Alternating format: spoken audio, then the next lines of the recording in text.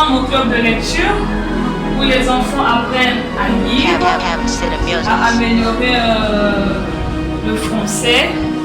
Ils font aussi l'étude de langue et c'est ça qui leur permet à pouvoir produire des textes. Mais aujourd'hui, nous travaillons sur un texte, la lecture d'un texte, d'une histoire appelée Le Petit Ogre et la Princesse Grenouille. Alors nous allons commencer par la lecture d'abord de ce texte.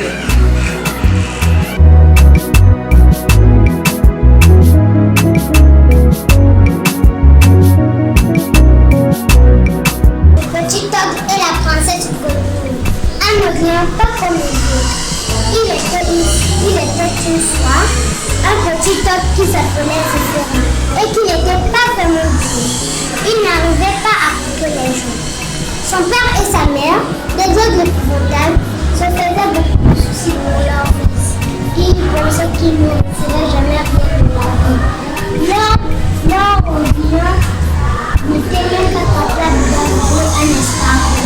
Un matin, Zéphyrin se planta devant la glace de sa chambre et dit à voix haute: ça ne peut plus continuer comme ça.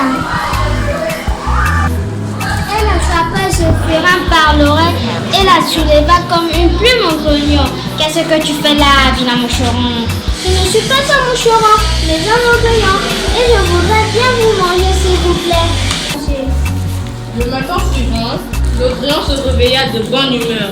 Il sourit et décida: c'est juré, aujourd'hui je mange quelqu'un.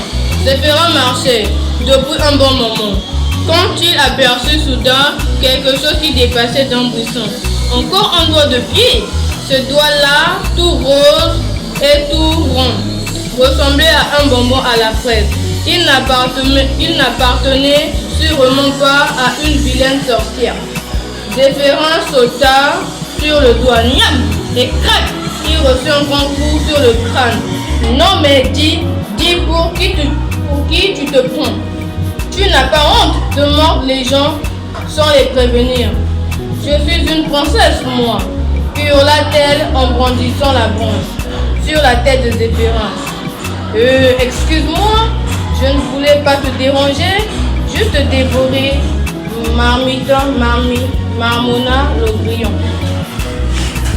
Il se grattait nerveusement le bout du nez et demanda: puisque tu es une princesse, que fais-tu tout seul pieds nus dans la forêt?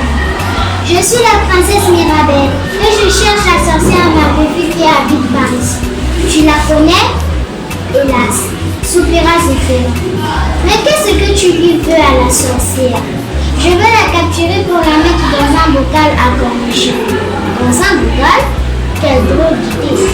Et n'est le moins poilu.